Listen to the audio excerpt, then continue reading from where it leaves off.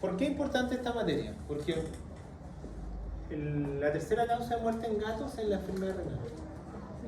Dentro de las principales causas de muerte también en la especie canina está la enfermedad renal. ¿Ya? Cualquier paciente que sea geriátrico tiene susceptibilidad de tener una enfermedad renal y muchas veces el diagnóstico es tardío, muchas veces el pronóstico no es muy favorable y muchas veces el colega no sabe interpretar exámenes de urinario porque no desconoce la fisiología. Por lo tanto, la idea de la clase del día de hoy, la idea de esta clase completa es que ustedes por lo menos sepan todas las funciones que cumple el riñón y con respecto a la función de filtración, reabsorción y secreción, sepan dónde se hace y dónde actúan las hormonas que vamos a ver. Porque eso es cultura general. El problema es que cuando llegan a cuarto y quinto no se acuerdan de nada de fisiología, menos de fisiopatología, y después lo único que se preocupan es aprenderse dosis para tratar. Y muchas veces la explicación de los procesos está en el cómo ocurren, y esto es la fisiología. Entonces, vamos a ver características generales anatómicas y fisiológicas del riñón. Vamos a ver la unidad funcional que tiene que haber sido vista en histología, que es la nefrona. Vamos a ver cómo se irriga el riñón, por qué es tan importante este órgano, cómo se inerva. Y después vamos a ver realmente cómo se forma la orina con las diferentes funciones. Ahí es donde nos vamos a quedar mucho tiempo detenidos porque tenemos que ir hablando segmento por segmento qué es lo que hace cada sector. Y después yo les voy a decir, que ya lo habíamos visto en el práctico de urinálisis cuando trajimos muestra de orina, yo expliqué que había ciertos sectores que había que entender cada uno de sus funciones. Partamos entonces con lo primero. Cuando uno habla de fisiología renal, literalmente nos focalizamos mucho en el riñón más que en las vías urinarias de salida. Por lo tanto, ustedes entienden que en los libros de anatomía dice sistema urinario porque dice riñón, ureteres, vejiga, uretra. Como lo muestra la imagen, entonces tenemos dos riñones, tenemos los ureteres, el trígono vesical, la vejiga urinaria y la uretra. Todo eso compone el sistema urinario.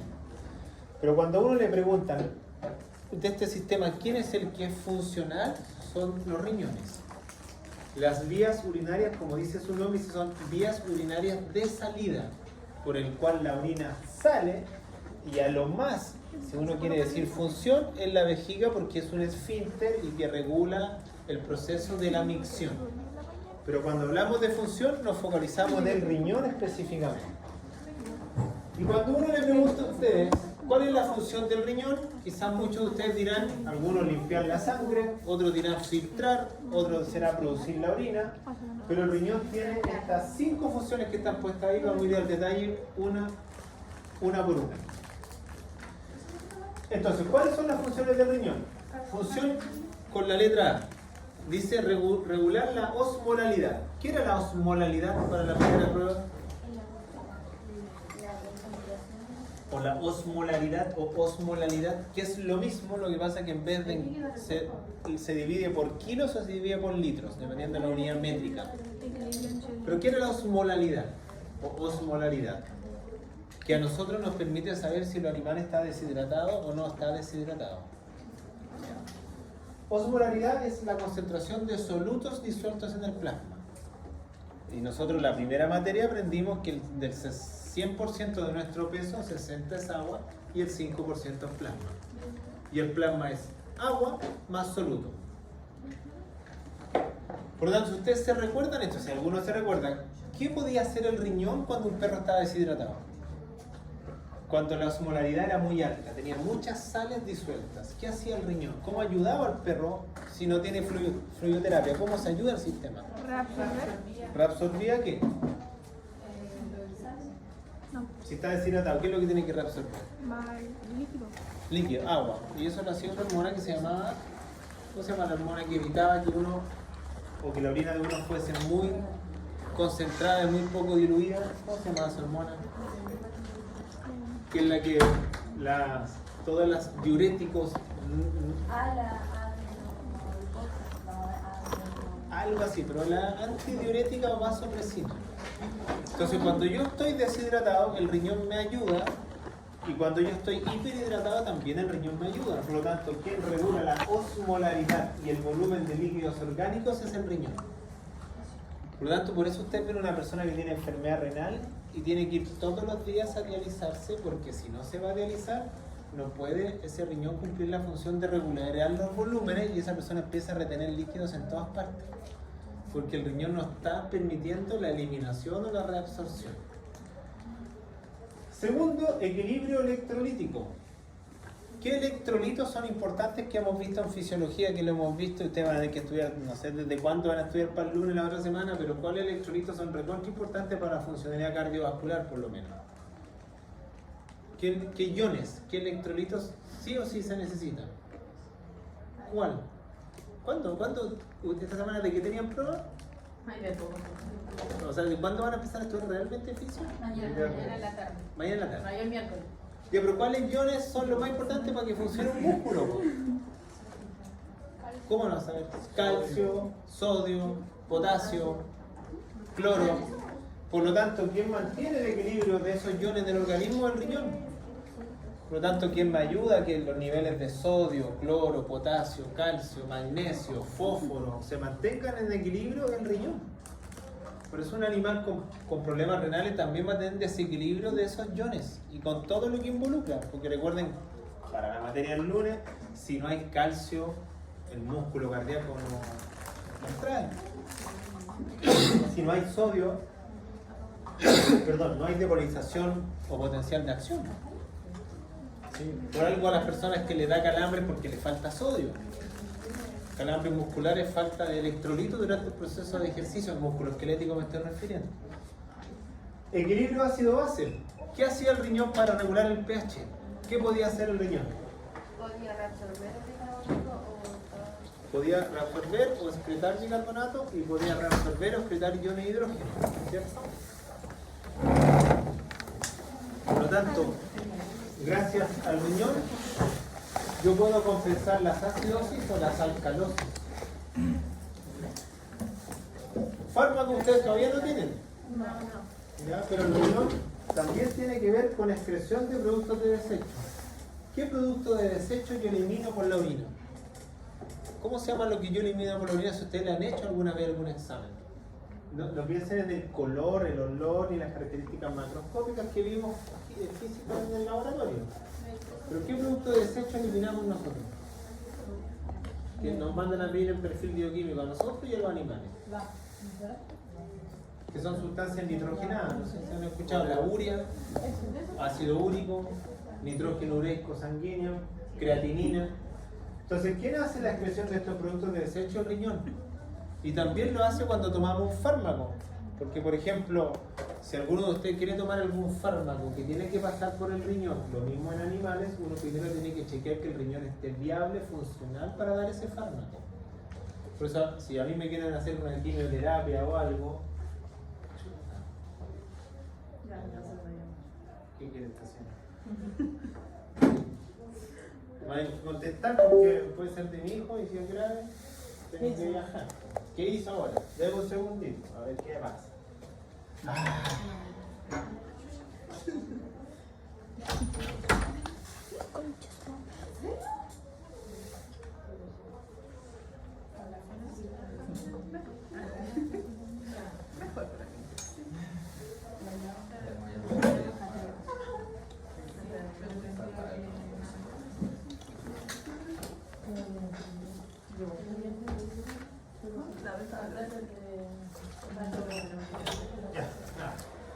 Entonces, excreción de productos de desecho estaba. Entonces, por ejemplo, si yo me tomo una aspirina, ustedes se toman un ketoprofeno, ustedes se toman una amoxicilina, ustedes se toman cualquier fármaco, van a aprender en farmacología que quien metaboliza eso es el hígado, pero quien lo excreta es el riñón. Por lo tanto, si el riñón está malo o no está funcionando bien, hay muchos fármacos que pueden ser nefrotóxicos para el riñón. Por lo tanto, por eso esa función es importante. Y por último, secreción de hormonas. ¿Alguien sabe qué hormonas secreta el riñón? ¿O ha escuchado alguna hormona que secreta el riñón? Bueno, es difícil si todavía endocrino no lo vemos, pero hay 3 hormonas que el riñón sintetiza. ¿Cuáles son las 3 hormonas que sintetiza? Una se llama renina, otra se llama calcitriol, Mano, está muy claro. Y el otro se llama eritropoyetina.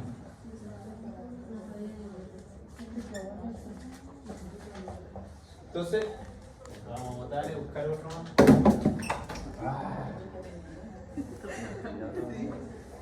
No es un día.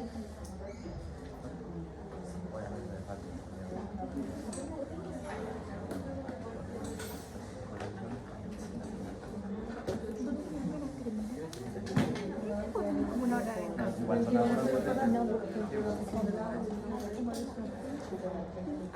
salió malo. No, Ya. no, porque Entonces, el riñón sintetiza 3 hormonas. ¿Alguien ha escuchado esas 3 hormonas alguna vez? no. La eritropoyetina a veces uno lo escucha porque le llaman en los 3 tiempos. ¿Qué es lo que hacen las 3 hormonas solamente como concepto general? Calcitriol regula el calcio del organismo. Eritropoyetina favorece la eritropoiesis, la formación de glóbulos rojos. Formación de glóbulos rojos. Y la renina se sintetiza en el riñón cuando el riñón le está pasando esto. Cuando el riñón le está faltando oxígeno, el riñón acusa al sistema y dice, oye, me está llegando poco oxígeno y libera renina. ¿Cuál de estas 3 hormonas nosotros en veterinario ocupamos, medimos? Pucha, casi ninguna. ¿Ya? Por ejemplo, la EPO se escucha mucho porque los deportistas a veces en forma de doping se inyectan eritropoyetina. Y cuando se inyecta eritropoyetina, yo formo más glóbulos rojos, puedo transportar más hemoglobina, puedo transportar más oxígeno, mejor rendimiento deportivo. Por lo tanto, los que los pillan con EPO, doping, y los tienen que eliminar del sistema. Por el caso más connotado, este personaje gringo que ganó 7 veces el Tour de Francia, que se llama Lance Armstrong, y el tipo le quitaron los 7 Tours de Francia porque después el tipo se inyectaba eritropoyetina. Obviamente tenía un mayor rendimiento, pero eso es trampa. ¿Ya? Lo cual en ciertos deportes se puede, acá en deporte en caballo quizás alguien se consigue y ocupa. Cuando es caballo corralero no hay forma de saberlo, si es caballo le pueden hacer exámenes de sangre. Pero esas 3... Profe, te consulta. Si por ejemplo ya el ser humano tiene 6 y 5 litros de sangre, ¿qué pasa si o este modelo tiene más sangre? Como el doble, pero más. Pero es que ¿Hay un límite? O sea, supuestamente el 8 o el 9% de nuestro peso vivo es sangre, nadie va a tener más que eso. No, pero por ejemplo, una transfusión de sangre, si uno se pasa. Ah, es que las transfusiones, claro, es que las transfusiones solamente se hacen en teoría cuando el hematocrito es bajo. Yo entiendo lo que usted me hace la pregunta, a lo mejor si alguna persona se hace transfusión como para aumentar el rendimiento, pueden ser autotransfusiones. Porque hay gente que a veces se saca sangre y se la vuelve a... Bueno, por ejemplo, en los perros pasa cuando un perro tiene una hemorragia abdominal y está en la cirugía. Yo agarro esa sangre mientras no haya coagulado y la vuelvo a poner endovenoso. De poder se puede, pero no hay forma de saber que alguien lo haya hecho. No tengo forma de saber, porque ¿cómo voy a saber que alguien se hizo eso? Oiga, ahora que dijo eso, ¿Qué pasa? ¿cómo qué tipo de patología Tampoco le tenía que la ocupa el solamente No, cuando pero le ese sacan parásito sangre es. al mismo Porque a veces lo habré bien. y se la ponen, por ejemplo, al Como dice, ¿Se la ponen? el músculo? porque tenía que Porque lo que se hace ahí yo creo que es plasma rico en plaqueta. O sea, o solo autólogo. No, le sacan esa sangre. Sí, pero la sangre esa la centrifugan. O sea, es que hay dos estrategias que la puede hacer cualquier persona y hay laboratorios. Pero el hombre busca Por ejemplo, le sacan cuando vienen con como la enfermedades bacteria cuando le colocan a decir Por chacoli. ejemplo, hay una enfermedad que se la pasa por ejemplo, la yegua se la pasa a Pero que esa hay una enfermedad que se llama isoeritrolisis neonatal. Que esa es que el grupo de sangre del potrillo es distinto al de la madre y la madre ataca los glóbulos rojos del potrillo. Pero eso es un tema exclusivamente porque obviamente son individuos diferentes. No, pero la otra que le decía de la vez, le sacaba sangre y se la inyectaba en el mismo. Pero me lo dijeron, ¿no? O sea, yo lo que entiendo es que si es del mismo paciente no hay problema. Pero si es de otro paciente, imposible. ¿Por qué? Porque inmunología todavía no. Porque esto es una cuestión súper sencilla, pero yo la explico para que me pregunto, pero por ejemplo nosotros tenemos tiene que haber una compatibilidad. Tiene que haber una compatibilidad en un donante y un receptor. Si yo tomo sangre de un gato X y le inyecto en otro gato Y, puedo tener la suerte que no pasa absolutamente nada. Pero puede que haya incompatibilidad y haya rechazo a esa muestra de sangre e incluso haya respuesta inmunitaria contra ese grupo de sangre o incluso haya lisis dentro del eritrocito. Entonces, cuando uno se refiere a inyectar, a lo más que yo creo que puede ser esto. Suero autólogo, ¿qué es? Es tomarse usted una muestra de sangre, lo tiene del tubo, lo pasa a la centrífuga, lo centrifuga y se inyecta solo el suero. Pero la sangre no, solamente la parte de arriba. ¿Por qué se ocupa eso? Porque el suero tiene factores de crecimiento para cicatrización de heridas. Por ejemplo, se ocupa mucho en los colibrios oftálmicos, las personas que tienen úlceras corneales o los animales que tienen úlceras corneales, en vez de estarle comprando esas gotas que tienen antibióticos, corticoides, algún antiinflamatorio, yo le doy suero autólogo y voy a mejorar la cicatrización. Se llama autólogo porque es del mismo paciente, es su propia muestra de sangre, pero solamente el suero. Y el plasma rico en plaquetas también es lo mismo, pero cuando la sangre se centrifuga, yo tengo la sangre acá abajo, acá tengo la parte líquida y aquí, a esta altura, están las plaquetas. Entonces con tubos especiales se centrifugan y se ultracentrifugan y se separan las plaquetas y la plaqueta tiene factores de crecimiento para cicatrizar de heridas. Y eso también se pueden inyectar, pero ojalá que sean del mismo animal. Porque si no se genera lo mismo que pasa en el potrillo, se puede generar entre un donante y un receptor. Lo que pasa es que en veterinaria, ante un animal con hematocrito 5 o entre un animal con hematocrito 10, no tengo tiempo para conseguirme sangre de un banco de sangre, que no en todas las regiones hay. Segundo, necesito sí o sí revertirle el bajo volumen y lo que hace mucha gente se arriesga y le da corticoides. Porque al darle corticoides bajo las defensas y evito que se rechace la muestra. Por el sistema inmune me refiero, pero es una cosa que tiene que ser una decisión del momento, ¿sí? Además, para un perro subirle el hematocrito tengo que darle mucha sangre, o sea, encontrar donantes en veterinaria cuesta un montón. Y lo peor de todo es que en veterinaria nadie hace nada porque nosotros donamos sangre de animales que no sabemos si tienen hemoparásitos, que es lo peor de todo. Nosotros agarramos la sangre, este gato me sirve, buen hematocrito, le subamos y si tiene micoplasma, si tiene bartonella, si tiene cualquier bicho, se lo estamos traspasando a alguien que está esperando eritrocito y además se está yendo con el parásito para... Por eso ustedes cuando hacen campaña acá abajo, ¿qué es lo que le pregunta si alguno ha donado sangre, VIH, hepatitis C y nada? ¿Y si tengo otra cosa? Más nosotros veterinarios que podemos tener muchas cosas por los animales. Por eso donar sangre a veces tiene un fin, pero hay muchas cosas que no tenemos ni idea. Entonces ahí están todas las funciones del riñón, por lo tanto, porque una persona tiene que dializarse todos los días porque no puede mantener la osmolaridad, no mantiene el volumen, no mantiene los electrolitos, no mantiene el pH, no produce hormonas ni excreta productos de desecho. ¿Por qué un animal con enfermedad renal crónica muere? Porque el 99% de su riñón lo tiene destruido, entonces ya no tiene ninguna forma porque el riñón lastimosamente no se regenera. Se daña y no se regenera. Entonces vamos a la característica. ¿Por qué el riñón es uno de los órganos que más sufre daños en medicina veterinaria? ¿Y por qué los gatos? ¿Y por qué los perros? ¿Y por qué las personas también? Hay ciertas características que tiene el riñón que no la tiene otro órgano que están puestas, no sé, ya que digamos uno la hace a veces y va hablando medio desordenado, pero yo ya expliqué en clase anterior que entra en la prueba la próxima semana que dentro del gasto cardíaco el riñón se lleva el 20 al 25%. Por lo tanto, el 20 al 25% de la sangre que el corazón manda por minuto a toda la circulación, un cuarto o casi un quinto se lo lleva solamente el riñón. Y el riñón pesa el 1% del peso vivo.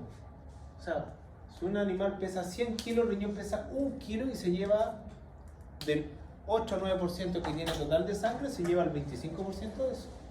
O sea, es un órgano que necesita irrigación. Por lo tanto, ¿por qué motivo? Y disculpe que vaya a la parte práctica, ¿por qué usted tiene que ponerle fluidoterapia a un animal cuando está siendo operado? Porque usted le tiene que poner suero si usted va a entrar a una cirugía y están hidratados y están en ayuno, porque si no hay fluidoterapia hay mal funcionamiento renal. Incluso una fluidoterapia deficiente causa enfermedad renal en un animal operado. O sea, puede mandarse un condón a una persona de no ponerle fluido y queda con eso. El mayor puede ocurrir, el mayor es rara vez que alguien ponga fluidoterapia en mayor. El mayor los pinchan, hacen el procedimiento, no le hacen nada con vía, sino que inyectan a la yugular el anestésico o local, le hacen el procedimiento y después el novillo se para, el caballo se para y listo. Fluidoterapia, rarísimo. Pero en menor sí, pues todo animal y nosotros mismos antes de que nos tomen la frecuencia cardíaca ya lo estamos con vía en la mano. Y los ponen 3 o 4 botellas sin necesidad de ya estar, pero tenemos que mantener una buena hidratación. Entonces, riñón, gasto cardíaco el 20 al 25%, es el 1% del peso vivo. Y el riñón está distribuido en 2 partes, corteza y médula. Y esta característica también es importante para por qué el riñón sufre harto.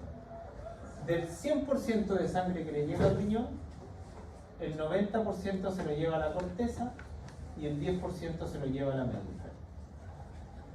O sea, del total de sangre que recibe, 9 partes se la lleva a la corteza, 1 parte se la lleva a la médula. Por lo tanto, siempre el sector que más daño sufre en el riñón es la corteza. Yo no sé si ustedes vieron una anatomía, riñones abiertos, solamente fotos, pero acá está el... Aquí no tengo fotos de... Tendría que abrir otra. Ahí, bueno, ahí se ve. Ahí está el riñón, ahí está la corteza y esta es la médula. El 90% de la sangre la recibe la corteza, el 10% lo recibe la médula. Por lo tanto, ante hipoxias, isquemias, falta de irrigación o lo que sea, la corteza es la que más sufre. Y además, ¿por qué la corteza es la que más sufre? Porque aquí está la estructura funcional del riñón, porque se llama nefrona. Y ustedes en histología, alguien le tiene que haber pasado los constituyentes de la nefrona, y hay 2 nefronas. Ya están las nefronas corticales y las nefronas yuxtaglomerulares. No sé si se las pasaron así. La nefrona cortical son las que están en la corteza, la nefrona yuxtaglomerular está en el límite entre la corteza y la médula. ¿Qué es lo que tiene la nefrona? Todos estos componentes que ya fueron vistos en el práctico. Tiene el glomérulo, tiene el túbulo contorneado proximal, tiene el asa de Henle, tiene el túbulo contorneado distal y tiene el túbulo colector. Todo eso es una nefrona. Acá está dibujada glomérulo, túbulo contorneado proximal, asa de Henle con su vía descendente y ascendente, túbulo contorneado distal, túbulo colector. Esta nefrona es la unidad funcional. Y yo dije también en el práctico que un gato tiene 200.000 nefronas, nace con 200.000, un perro nace con 400.000 y nosotros nacemos con 1.000.000 de nefronas.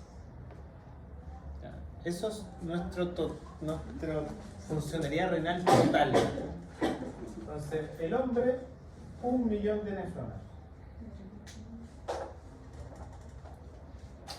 Es decir, esta estructura que se llama nefrona está repetida esa cantidad de veces. Otro detalle importante que yo, no sé si lo dije, pero si no menciono, nosotros con el 50% de esas nefronas podemos vivir. Con el 50% de esas podemos vivir. Y ese concepto se llama en fisiología reserva renal. Entonces, cuando alguien le dice ¿cuál es la reserva renal normal de un individuo? El 50%. Es decir, un gato con 100.000 puede vivir, el perro con 200.000 puede vivir, nosotros con 500.000 puede vivir. El problema es que tenemos la mitad de la cual nacimos. Por eso nosotros, a medida que va pasando su edad, nosotros a medida que vamos aumentando de edad, vamos perdiendo nefronas y esas nefronas no se van recuperando, no se van regenerando, pero si al menos tengo el 50% de ellas, puedo seguir funcionando.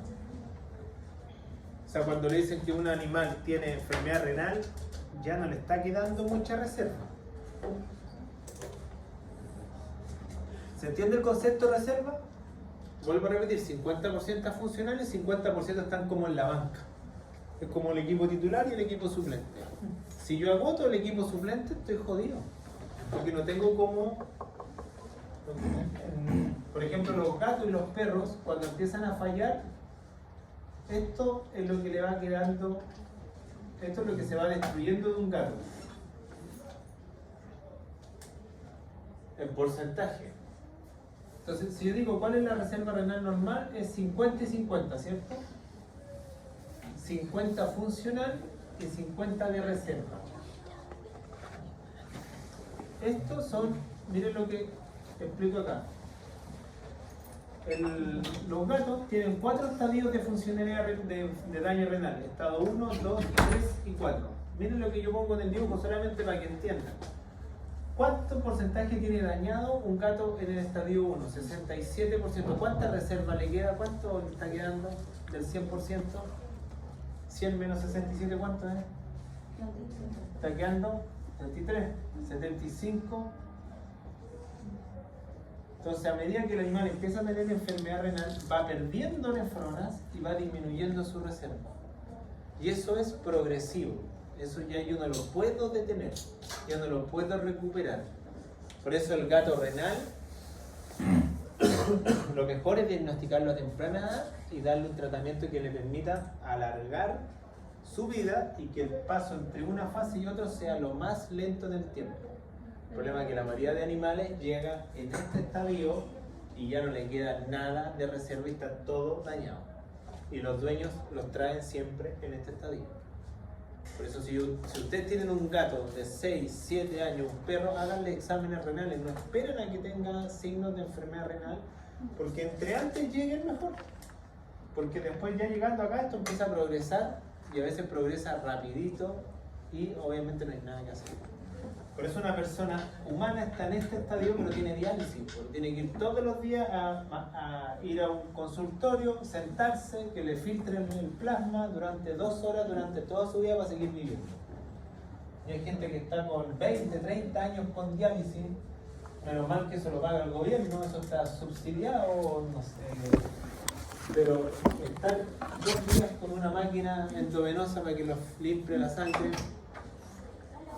Y aparte mucha gente a veces lo tiene en condiciones que viven lejos del centro de diálisis y tiene que ir 2 horas viaje, 2 horas sentado, 2 horas de vuelta. Si no tuviera eso, ya estaría muerto hace rato, pero obviamente es una forma de mantenerla funcionando. ¿Profe? Sí. Una pregunta. En el caso ya de los gatos, ¿por qué el gato, el macho, tiene más probabilidad de tener cálculo renal que la hembra? Es que lo que pasa es que en hombres y en animales pasa lo mismo, en mujeres igual. El macho siempre va a tener más problemas de tener cálculos renales por la forma de su esqueleto, que se llama esqueleto esplácnico, el pene, que lo tiene carpazado así en anatomía, y los penes de los animales tienen flexuras.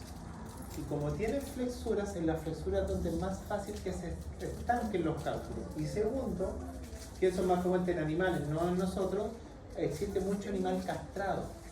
Y cuando un animal se castra, los conductos se atrofian, se achican. Por lo tanto, al achicarse, es más fácil que se estanquen los cálculos.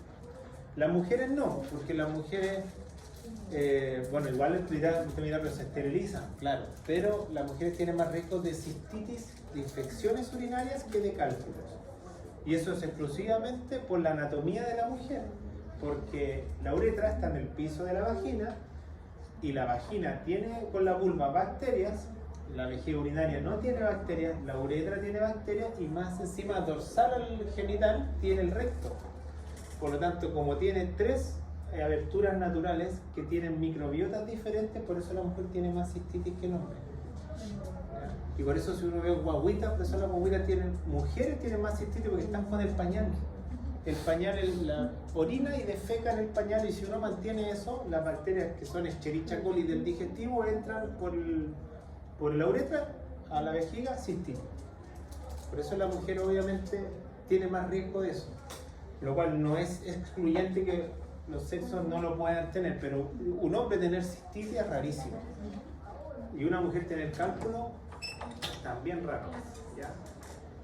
Sí, además lo último para cerrar esta pregunta, ¿por qué los animales, los gatos tienen tanto cálculo? Porque uno dice, ¿por qué nosotros no tenemos tanto cálculo? Porque en nosotros está totalmente regulado la concentración de sales, minerales que pueden tener los alimentos, en los animales no. Si usted va a un no sé, por acá Super So o no sé, como en las diferentes marcas que tienen toda la marca alimentos, lo único que Chile regula es que todos los alimentos tengan que tengan la proteína que dicen, que tengan la grasa que dicen, que tengan los carbohidratos que dicen, pero le importa un rábano cuántos minerales tienen. Por lo tanto, hay algunos que tienen exceso de calcio, fosfato y otros que no tienen nada, y por eso algunas marcas de alimentos generan más cálculo que otras. Por ejemplo, Whiskas. Si usted da Whiskas a un animal macho entero, en algún momento se le va a taponar con cálculo. Por eso se tiene que cambiar, pero no es porque el alimento al animal no le guste, tiene exceso de minerales o trazas de minerales que como nadie lo regula, puede hacer lo que quiera. Además, el agregarle minerales le da más palatabilidad, porque es como cuando nosotros nos dan algo salado. ¿A quién le gusta comer algo salado y algo sin sal? La palatabilidad es distinta, ¿sí? Por eso a los gatos también la recomendación es darle mucho enlatado también, porque el gato orina poco, el gato es una de las especies que menos orina. Ver orinar un gato no es tan frecuente, a no ser que tenga una patología. Por eso, como toman muy poca agua, además, porque si yo al gato no le tengo el agua en movimiento, pienso que le tiene que tomar como un perro con un agua sin movimiento, el gato no toma. Pero ¿cómo lo hace para concentrar la orina? Tiene habilidades para eso el gato. Entonces a veces esos animales que son malos para tomar agua, alimento húmedo, es de ayuda, son enlatados, ayudan porque tienen agua, tienen humedad, ¿sí? Dicho eso, entonces vamos a ver las características de esta nefrona. Entonces, vamos a ir viendo por sector. Vamos a ver primero de la nefrona el glomérulo. Y de aquí en adelante, yo lo que voy a ir pasando, voy diciendo de qué es lo que está conformando el glomérulo, cuál es su función y cuáles son sus características. Porque en la prueba yo le voy a preguntar, con respecto al glomérulo, ¿cuál es su función? O en el glomérulo, ¿cuál de estas cosas se hace? ¿Ya? Por lo tanto, el glomérulo es lo primero. El glomérulo, hay que reconocer estas siguientes estructuras primero que nada antes de ir viendo los diferentes pasos. Entonces, lo primero que hay que reconocer es que el glomérulo tiene una cápsula, y esa cápsula se la tiene que haber pasado en algún ramo. Se llama cápsula de Bowman. No sé si las pasaron así en algún ramo. Segundo, le tiene que haber pasado que para el glomérulo entra una arteriola con la sangre y hay una arteriola que sale con la sangre. Una arteriola que se llama aferente, la de ingrese, aferente es hacia, eferente es hacia afuera. Y también le tiene que haber pasado que existen capilares dentro del glomérulo, que muchos libros le llaman ovillo glomerular o le llaman capilares anastomosados, como ustedes quieran decirlo. Todo eso es lo que compone un glomérulo. Entonces, tiene arteriola aferente, tiene arteriola eferente, tiene cápsula de Bowman, tiene capilares y lo último, también tiene un espacio urinario. Vamos a mostrar una fotografía y vamos a reconocer las 5 partes que yo les estoy mostrando en un dibujo. Entonces vamos con la fotografía. Acá está la fotografía para que quede claro cuáles son los sectores del glomérulo. No estamos hablando de túbulo contorneado proximal, no estamos hablando de distal, solamente el primer componente. Entonces pongan atención al dibujito. Entonces ahí dice la letra A, arteriola aferente, ahí va, la arteriola que ingresa a la sangre. Acá está la arteriola eferente. Aquí en el bordecito es lo que nosotros llamamos la cápsula de Bowman. Estos son los capilares o el ovillo de capilares, y entre la cápsula de Bowman y los capilares hay un espacio, y ese espacio se llama espacio urinario. Ahí es donde se va formando la orina primitiva, nuestra orina inicial que todavía no eliminamos, pero es nuestra orina que se va formando. Entonces en el espacio urinario lo que se va formando es la orina primitiva. Y eso es lo que tiene las 5 grandes estructuras de un glomérulo. Ahora bien, tenemos que ir a mirar esta sobre todo, porque esta es la más importante funcionalmente hablando, que son los capilares. Y estos capilares tienen 3 capas. Una se llama endotelio,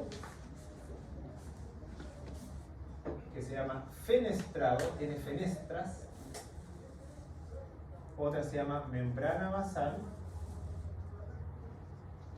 Y la tercera se llama podocito.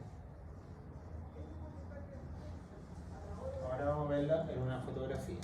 Entonces repito, Este glomérulo tiene cápsula de Bowman, arteriola aferente eferente, los capilares, el espacio urinario y esto es el glomérulo. Pero ahora vamos a referirnos que estos capilares tienen tres estructuras que no se les debe olvidar nunca. De adentro hacia afuera, endotelio, capa media, membrana basal, capa final, podocito. A veces los libros le dicen a los podocitos capa parietal también. Vamos a ver la fotografía y le va a quedar totalmente claro. Ustedes dirán, pero ¿para qué me pasa todas estas cuestiones? Porque la única manera de que entiendan cómo filtra esta cuestión es atendiendo esas tres capas.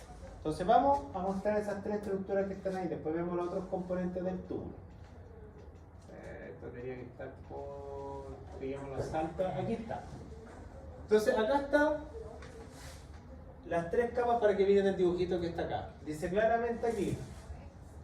Dice capilar lumen. Y ustedes aprendieron en histología que ¿cómo se llama el epitelio de los vasos sanguíneos? El epitelio de la piel se llama epidermis. ¿Cómo se llama el epitelio de los vasos? Igual la profe a lo mejor lo mandó como túnica. ¿Ya? Pero el epitelio de los vasos sanguíneos se llama endotelio.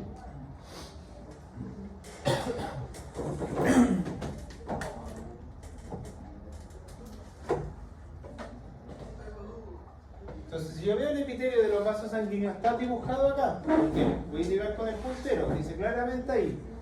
Lumen del capilar. O sea, el capilar sería esto. O sea, si esto es un capilar, esto es el lumen. Pero dice claramente que el epitelio que está en el capilar, que es plano simple según lo que pasaron en histología, eso se llama endotelio. Por lo tanto, cualquier cosa que quiera hacer o atravesar de aquí hacia acá, lo primero que tiene que atravesar es el endotelio. Después, el profe de histología le dijo que para que sea un epitelio, ¿cuál es la característica fundamental para que algo sea un epitelio? ¿Cuáles son las dos características fundamentales para decir, oh, si esto es epitelio? También lo tiene que haber pasado. La primera materia de histología, que es la primera que se memoriza y se aprende, la primera que último gusta y después ya no empieza a gustar histología porque es pura memoria. Pero para hacer un epitelio tiene que tener dos características. Tienen que ser células íntimamente unidas y tienen que estar ancladas en una membrana. Y esa membrana, como está en la base, se le llama membrana basal. Entonces, para que esto sea un epitelio, abajito tiene que haber una membranita que se llame membrana basal. Entonces tenemos el endotelio, tenemos la membrana basal. Y tercera capa que falta se llaman podocitos. ¿Qué están los podocitos? Y estas tres capas, endotelio, membrana basal y podocito, en los textos se le llama, a estas tres juntas se le llama membrana basal glomerular.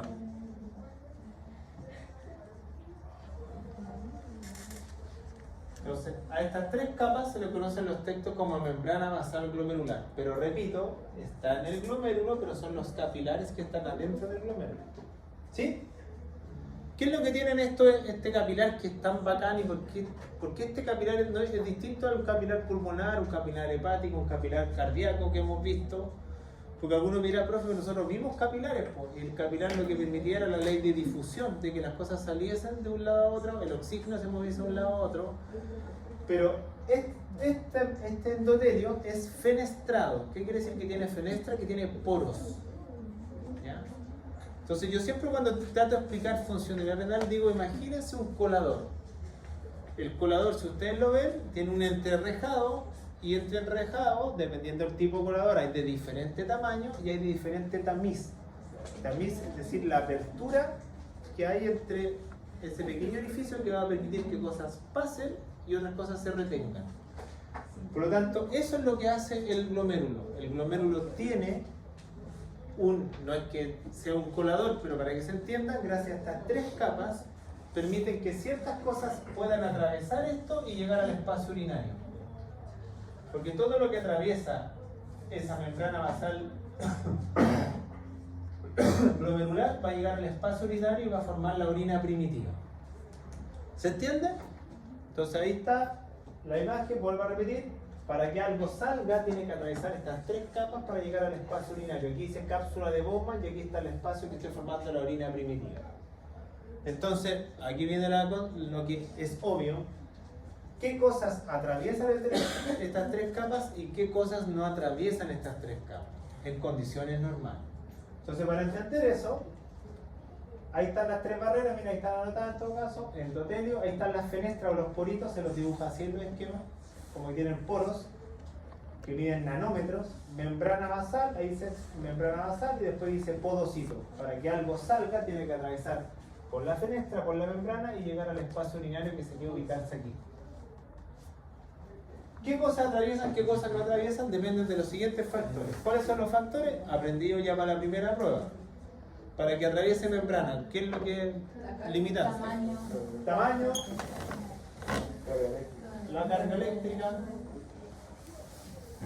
el gradiente de concentración, la liposolubilidad.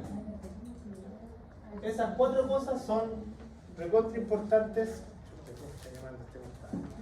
Son recontra importantes para que algo salga o no. Por lo tanto, cuando aquí hablamos de estas 4 características, recuerden que lo que se llega a filtrar a este colador se llama plasma. Y el plasma es el líquido de la sangre.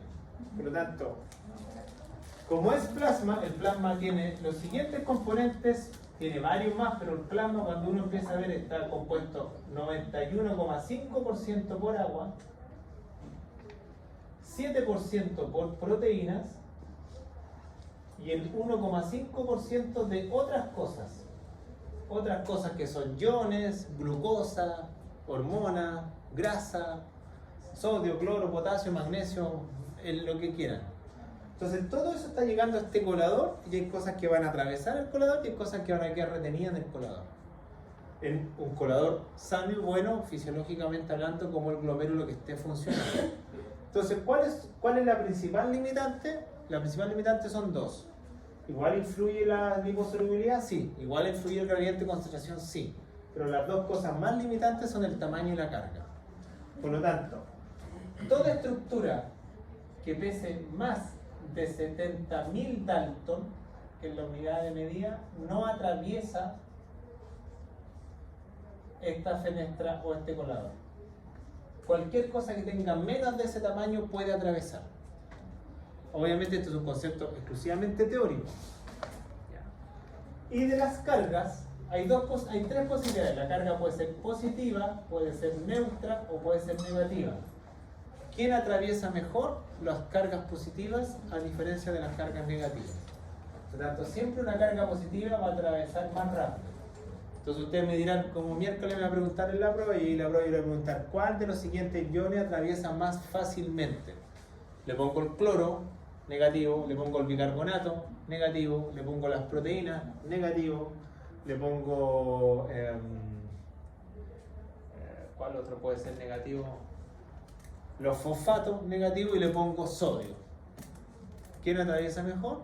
El sodio, porque tiene carga positiva. Por lo tanto, todas las cosas que tengan carga positiva atraviesan mejor que las neutras y mejor que las de carga negativa.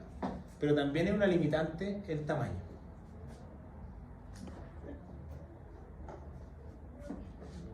¿Escrito este cristiano? Porque quiere que lleve a la hija a la casa, pero yo estoy en clase. ¿Se entendió? Entonces, para que crean esto, aquí sale una tablita de resumen donde dice qué cosas atraviesan y sale el peso molecular ahí. Entonces dice sustancia, nombre en inglés, cuánto pesa y cuánto filtra. Las que dicen 1 es porque filtran completa, porque esto está puesto en porcentaje. Miren cuánto filtra la albúmina, 69.000 kilodalton, casi al límite, no filtra nada. Pero miren el agua, ¿cuánto filtra el agua? Completa. ¿Cuánto filtra el sodio? Completo. ¿Cuánto filtra la glucosa? Completa. ¿Cuánto filtra la inulina? Completa. O sea, hay cosas que atraviesan este poro completo. Pero hay otras cosas que no.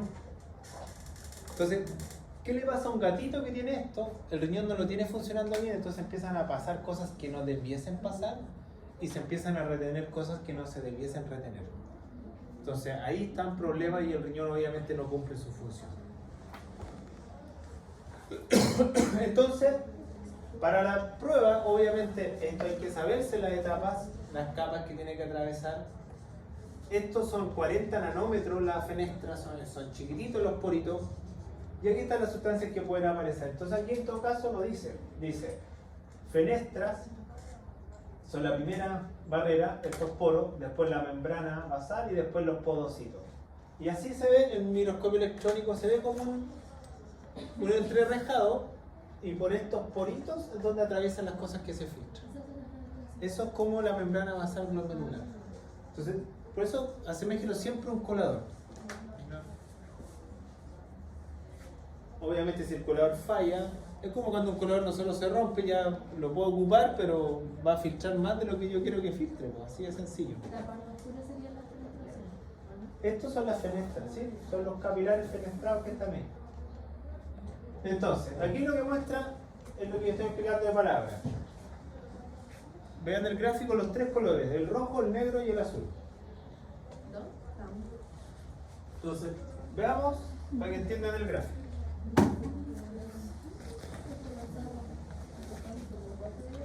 Si usted ve el gráfico, que está ahí, dice, olvídense de la palabra, dice dextrano. Dextrano es un azúcar. ¿Ya? Pero dice, ¿qué dice la letra roja? Dice dextrano policatiónico. Si es catiónico, carga positiva o negativa. Si es un catión, positiva. Si dice dextrano polianiónico, un anión es una carga negativa. Y neutro es una carga neutra. Entonces dice, ¿qué pasa con la filtración?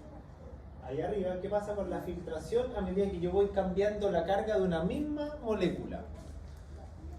Acá está el porcentaje, dice de 0 a 100. ¿Quién es el que filtra más? ¿De qué color? ¿El negro, el azul o el rojo? Porque hacia arriba está el porcentaje de lo que filtra. 20%, 40, 60, 80, 100. ¿Cuál está filtrando más? ¿La roja? ¿Qué carga tiene la roja?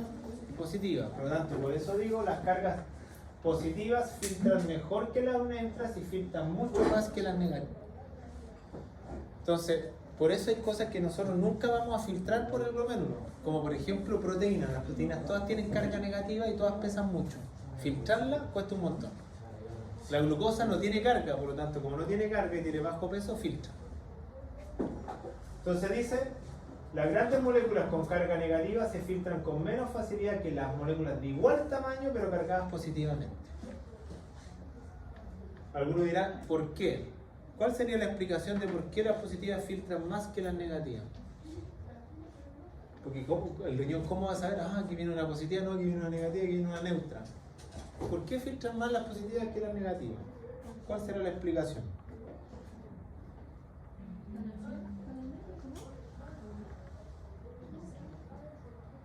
¿Por qué? ¿Cómo son las membranas biológicas nuestras? ¿Cuál es el potencial eléctrico de la membrana? ¿Qué potencial eléctrico tiene una membrana en reposo? ¿Cuántos milivolts eran? Menos 70. Por lo tanto tienen una carga negativa.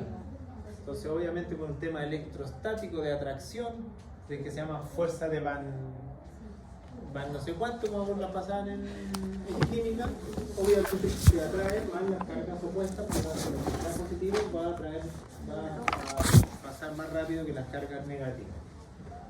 Entonces, ahí está la explicación. ¿Duda o consulta hasta ahí? Algunos están durmiendo desde que partió la clase, están en la estratosfera. Nos saltamos mucho tiempo. Eso que no tienen hijos, eso que no tienen que trabajar 12 horas al día, ¿qué pasa? ¿Qué es lo que les espera? Depender de drogas para estar en el día. Depender de estimulantes. Depender de café todo el día. De energética. Ya.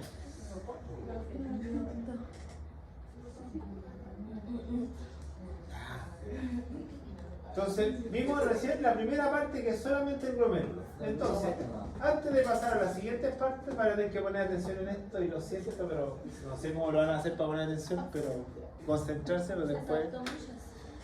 Entonces, resumiendo, vuelvo a repetir. El glomérulo es un colador que su función es filtrar. Si yo le pregunto en la prueba cuál es la función del glomérulo, es solo filtración. Pero para filtrar, las moléculas tienen que atravesar estas tres capas que se llamaban endotelio fenestrado, membrana basal y podocito. ¿Quiénes atraviesan? Las moléculas que tengan una carga en particular y que tengan un tamaño en particular. Dicho eso, obviamente, para que se entienda, tenemos un glomérulo como lo muestra la imagen. ¿Cómo se llama la arteriola que ingresa la sangre o el plasma al glomérulo? ¿Cómo se llama la arteriola que trae? ¿Aferente o eferente? ¿Y la que lo saca? Eferente. Como estamos hablando de que son un individuo vivo, el plasma en su interior, ¿qué tiene para moverse? Si nosotros vimos cardíaco, ¿gracias a qué perfunde el plasma? ¿Gracias a qué la sangre se mueve? ¿Qué es lo que tiene que haber para que la sangre se mueva? Para que no se estanque. El corazón, pero ¿qué tiene que haber dentro del vaso? ¿Tiene que ser la misma presión de entrada que de salida o no? ¿O tiene que haber una diferencia de presión? Esa presión se llama presión de perfusión, que ustedes van a tener que estudiar para la prueba del día lunes, no sé cuándo, cómo, ni se van a aprender nada. Entonces, si yo veo acá, dice acá, cápsula de Bowman, que sería el espacio donde se forma la orina, y aquí dice arteriola. ¿Qué es lo que sale arriba anotado? Que para que la sangre entre al glomérulo por una arteriola aferente y salga por una arteriola eferente, tiene que haber diferencias de presión para que algo se filtre. Y esas presiones son dos y son opuestas. ¿Cómo se llaman? La presión hidrostática, que siempre va a favorecer la salida, siempre favorece la salida, y la otra se llama presión oncótica.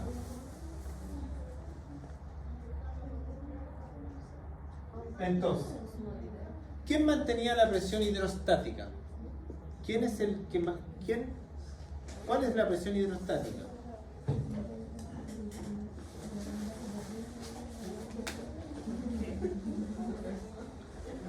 ¿Quién mantiene la presión hidrostática?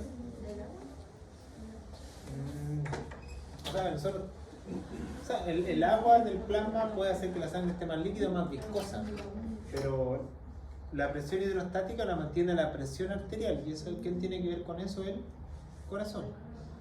Por lo tanto, presión hidrostática tiene que ver con presión arterial.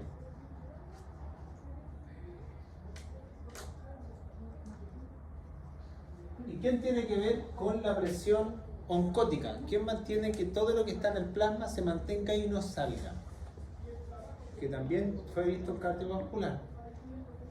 ¿Cuál es la proteína más importante que tenemos en la sangre que hace que todo se mantenga dentro? ¿Ah? Pero esa va transportando el oxígeno.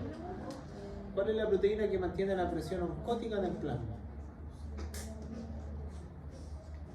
Incluso en muchas clínicas veterinarias, perros con parvo se le utiliza como forma exógena, como tratamiento, y se le da esa proteína. Algunas clínicas más avanzadas que otras, y algunos que lo ocupan como terapia, otros que no. Que se llama albúmina. La albúmina, un perro con parvo, yo se la puedo administrar y le va a ayudar mejor al tratamiento para parvo que darle antibióticos, que darle tantas cosas. Entonces, para que esto, que vuelvo a repetir, tiene dos presiones, una presión de salida. ¿Cómo se llama la presión que favorece la salida? Presión hidrostática. ¿Cómo se llama la presión que favorece que todo se quede dentro? La oncótica. Por lo tanto, estas supuestamente deberían estar, no puede ser cero, sino nada sale, pero también el glomérulo tiene sus propias presiones. Por lo tanto, ¿qué es lo que muestra acá? Que para que una cosa se filtre, es decir, para que una cosa salga de aquí hacia acá, no es necesariamente solo el tamaño y la carga lo relevante. Tiene que haber diferencias de presiones. Entonces aquí, ¿qué es lo que muestra el dibujito? Dice, ¿cuál es la presión? Dice, presión neta de filtración. O sea, ¿cuál es la diferencia de presión que tiene que haber para que algo que llegó por el capilar se filtre? Es 10 milímetros de mercurio. Esa diferencia se llama presión neta de filtración.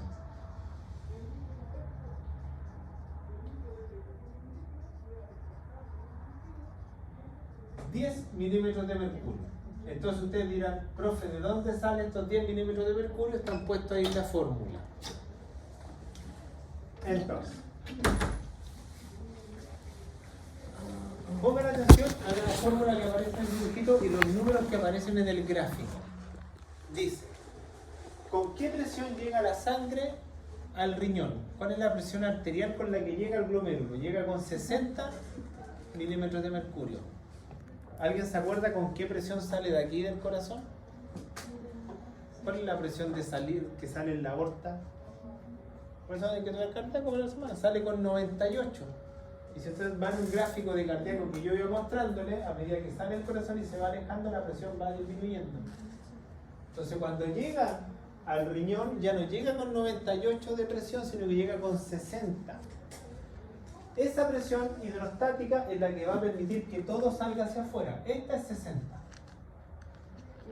Pero también tenemos una presión que quiere evitar que salga.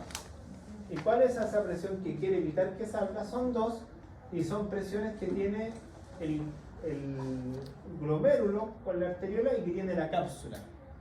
¿Cuánto es la presión hidrooncótica acá? 32 milímetros de mercurio. ¿Quién forma esta presión? La albúmina que tenemos en el capilar glomerular.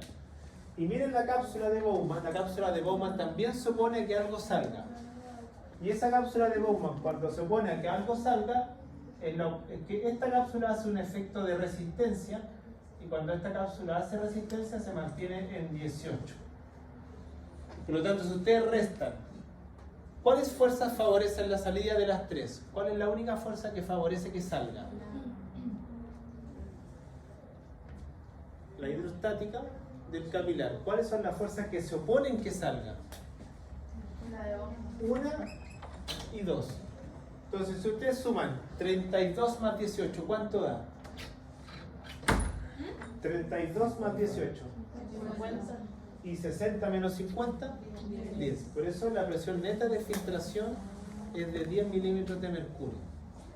Entonces alguno me dirá, ¿y qué pasa si sube la presión arterial? ¿Cómo va a ser esta presión? ¿Va a ser mayor a 10 o menor a 10? Menor. ¿Mayor? Si sube la presión arterial de la persona. Va a ser mayor. ¿Por qué a una persona cardíaca le dan y bajarle la presión? ¿Por qué le bajan la presión? Porque ¿qué va a hacer el riñón si tiene una presión de 80? ¿Cuánto va a ser la presión neta de filtración? ¿10 o 30? Sí, 80 arriba. 30. ¿Y qué va a pasar? Van a empezar a filtrarse demasiadas cosas. Por lo tanto, siempre una persona que tiene problemas cardíacos, el cardiólogo le está cuidando indirectamente el riñón. Porque si no, el riñón va a tener consecuencias. Entonces, esa es la presión neta de filtración. Entonces, si yo le hago la pregunta, ¿de qué manera yo puedo hacer que esto suba o esto baje? ¿Cómo puedo hacer que esto suba? ¿Qué tendría que aumentar más? O podría disminuir estas dos. Porque en la fórmula se resta una que favorece con las dos que van en contra. Por eso las flechitas hacia arriba dicen se oponen, las flechitas hacia abajo favorecen. ¿Sí? Por eso si yo no como proteínas, mi presión osmótica va a ser muy baja, y si yo tengo mi presión arterial buena, igual voy a filtrar más. Si yo tengo la cápsula de Bowman destruida, dañada, no estoy generando ninguna oposición, por lo tanto se va a filtrar más. Entonces eso hay que tenerlo en consideración. Por eso el riñón, una de las principales cosas que falla cuando empieza a tener enfermedad es la parte de filtración. El problema es que si yo ya filtré, puede salir por la orina y lo estoy perdiendo y yo necesito recuperar ciertas cosas. ¿Se entendió la presión neta de filtración? Ya, borramos aquí, nos quedan, yo creo que con suerte no hay algunos que aquí están en estado vegetal. Ya no están, casi son momias. Casi están como ese réclame de los gringos de fentanilo, o sea, de la droga zombie. Así están algunos. Yo creo que le ponen todo el pie, las ganas. Así no se puede trabajar. Es que así no se puede. Porque no quería extraer. Entonces, para el que no entendió por letras ahí arriba y con flechitas, aquí lo explico con colores. Entonces, de color verde, la oposición de la cápsula de Bowman. De color salmón, la presión osmótica del plasma. Y de color lila, la presión arterial. Por lo tanto, hay una presión que favorece la salida y hay dos que se oponen. Y a pesar de que esas dos se oponen, hay una presión neta de 10 milímetros de mercurio. Para que lo que viene aquí filtre acá y forme la orina primitiva que vamos a formar para después eliminarla a través de la micción. Pero dice orina primitiva porque no es la que sale, o sea, no es la misma concentración que hay acá con la que sale la orina. Entonces dice claramente qué va a pasar con esas, o sea, aquí lo vuelvo a explicar. ¿Cuál de estas puede alterarse? Cualquiera de las tres. Entonces yo le pregunto en la prueba, ¿cuál de estas se debe alterar para que aumente la filtración? Todas. ¿Aumentar todas? No, ¿cómo todas? ¿Cuál es la única que favorece que se filtre más?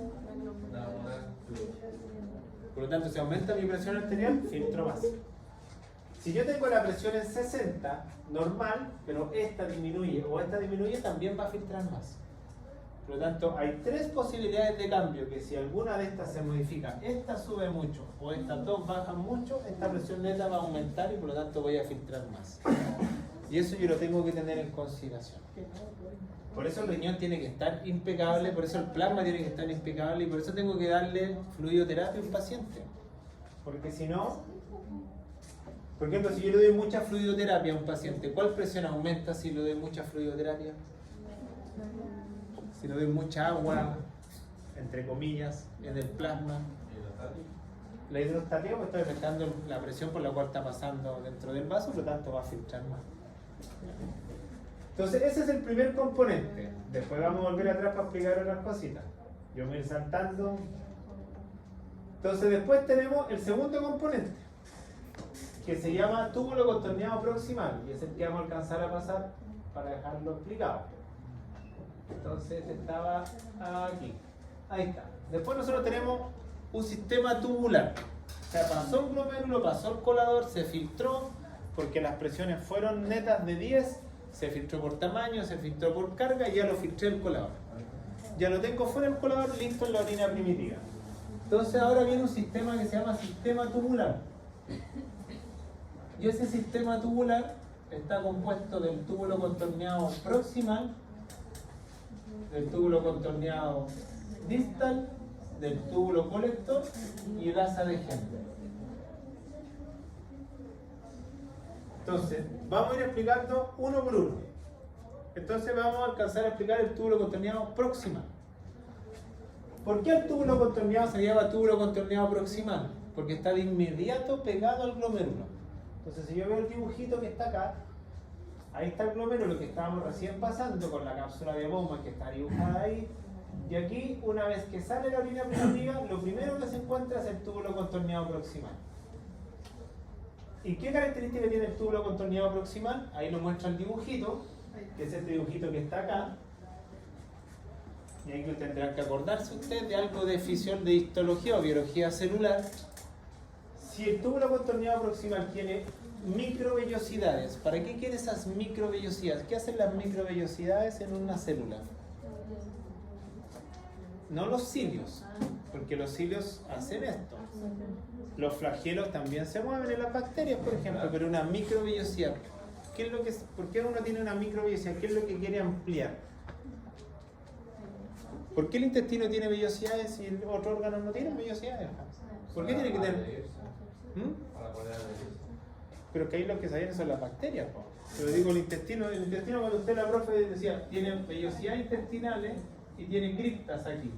Y además aquí tiene unas microvellosidades. Que puede ser movimiento, pero no es tos esto, está en el digestivo. Claro, aquí yo tengo silo en la nariz, por eso atrapo una molécula, voy a querer toser al tiro expectoral. Pero ¿por qué uno tiene microvellosidades? Porque las vellosidades lo que hacen es ampliar la superficie de absorción. Es para reabsorber más. Entonces, ¿por qué el túbulo contorneado proximal? Si ustedes ven hacia abajo, dice que este es el proximal, este es el distal y este es el colector. ¿Cuál tiene microvellosidades? ¿Cuál de los tres tiene microvellosidades? Entonces, ¿qué es lo que va a hacer el túbulo colector si tiene vellosidades? ¿Va a secretar, va a filtrar o va a reabsorber? Va a reabsorber. Y segundo, si tiene mitocondrias, ¿qué significa que tenga mitocondrias? ¿Qué hacen los mitocondrias? Respiración, pero ¿qué se necesita para respirar? Es que la ATP es la respuesta. ¿Cómo respiran las células? ¿Cómo respiramos nosotros? Si no tuviéramos en el ambiente eso, no podríamos respirar. Oxígeno. Por lo tanto, el túbulo contorneado proximal, que es el encargado de reabsorber, es muy aeróbico. Necesita que le llegue oxígeno para funcionar. Por lo tanto, si yo explico esto para que quede claro, si a una persona le está faltando oxígeno, ¿qué parte de la nefrona va a dañarse primero? ¿Las zonas más oxigenadas o las zonas menos oxigenadas si le está llegando poco oxígeno? Por lo tanto, la zona más oxigenada del riñón o de la nefrona es el túbulo contorneado proximal. Por lo tanto, si a una persona le falta oxígeno, este sector es el que va a estar dañado porque es aeróbico en su funcionamiento. Y algunos, si le siguen dando vuelta a esto, y usted mismo lo contestó, si es aeróbico, oxígeno, ¿y qué es lo que produce? ATP. ¿Y qué movimiento podría hacer entonces en el túbulo contorneado proximal que se hace con ATP? ¿Cómo se llama ese transporte que se gasta energía? ¿Cómo se llaman esos tres tipos de transporte? Activo. Por lo tanto, ¿por qué se necesita tanto oxígeno y tanto mitocondria y tanta vellosidad? Porque aquí es donde se reabsorbe y muchas veces se reabsorbe en contra del gradiente, de una zona de menor concentración a una zona de mayor, y eso necesita gastar energía. Y para gastar energía tengo que producirla, y para eso tengo que respirar. Y eso lo hace el túbulo contorneado proximal. Entonces el túbulo contorneado proximal, la principal función es reabsorber. Entonces aquí yo me voy saltando nuevamente y ¿qué es lo que reabsorbe? Y aquí se lo tienen que aprender de memoria porque esto va a estar en la prueba, lo siento, así tienen que estar. Después voy a explicar cómo se hace la cuestión. Aquí dice, ¿qué se reabsorbe en el túbulo contorneado proximal? El 65% del agua. De lo que filtré en este colador, del 100% de agua que yo filtré, el 65% ya se reabsorbe acá. Ya recupero nuevamente un 65% de agua. ¿Qué es lo que más recupero aquí? Sodio. ¿Y el sodio para qué lo ocupo? Para el potencial eléctrico de las membranas, para la contracción muscular, para la contracción del músculo cardíaco, para la depolarización, fisio, que ya lo hemos visto hace rato. ¿Para qué necesito el sodio? Para mantener una osmolaridad. ¿Qué más se reabsorbe acá? Se hace un cotransporte de sodio, glucosa, aminoácidos, que lo explico a continuación. Dice sodio, glucosa, aminoácidos. En todo caso, todo lo que está escrito en la pizarra está en el dibujito que está puesto acá. Incluso si usted ve el dibujito, le tendría que llamar la atención. Están dibujados los ribetes en cepillo en la superficie y están dibujados todos los mitocondrias aquí en el citoplasma. Entonces, se reabsorbe sodio, cloro, bicarbonato, potasio, agua, glucosa y aminoácidos. Eso es todo lo que se reabsorbe acá. Acá está anotadito. Reabsorbo el 65% del agua, reabsorbo el sodio, el cloro, el bicarbonato y el potasio. De esos cuatro, ¿quién atravesó más fácil? ¿Cuál de esos cuatro atravesó más fácil? El sodio. ¿Y cuál más atravesó más fácil? El potasio, porque tienen carga positiva.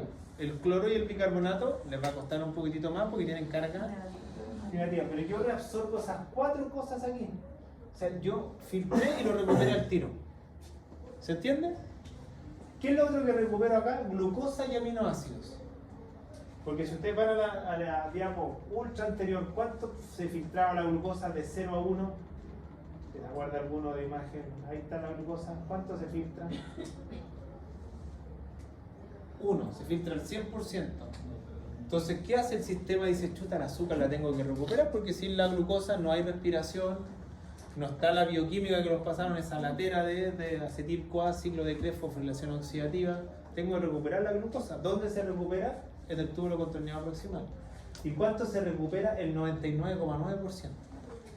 O sea, recupero toda el azúcar que yo filtré, la recupero toda. ¿Cuánta proteína recupero? El 99,9%. Por lo tanto, disculpe que me mueva tanto, pero si yo entiendo eso y yo voy al baño, orino, llevo la muestra al laboratorio y el laboratorio me dice, usted tiene glucosuria, usted tiene proteinuria, hay dos posibilidades. O yo, el colador, está filtrando más de lo que puede filtrar, o segundo, el túbulo contorneado no está reabsorbiendo el total que puede reabsorber. Por eso en una muestra de orina eliminar glucosa por la orina o eliminar proteínas por la orina no es algo que sea normal en un riñón funcionando sano. ¿Sí? Entonces dice, cotransporte, eso lo voy a explicar, dice que necesita bomba sodio-potasio ATPasa. Es decir, gasta energía. ¿Y qué es lo que tiene este túbulo contorneado alto en su citoplasma para producir energía? Mitocondrias. ¿Se entiende? Entonces, miren, ahí sale lo que sale en porcentaje es el agua. La quedamos hasta acá porque algunos están muertos. ¿Estamos bien? Vimos túbulo glomérulo y túbulo contorneado proximal. Después, ¿qué tenemos que ver? Asa de género, porque aquí siguen todos los sectores para abajo. La descendente, la ascendente, el túbulo contorneado distal y el túbulo colector. Y ahí están todas las funciones de cada sector. Eso lo vemos el próximo lunes. Recordar que la prueba la próxima semana es en la tarde, de 2:20 a 4 va a ser la prueba la próxima semana, para la mañana hacer clase. ¿Sí? Sí, pero no va a entrar en la prueba, pero clase es la próxima semana. El último certamen, ¿cuándo? Hay que ponerle fecha. ¿Para la Pampa está bien?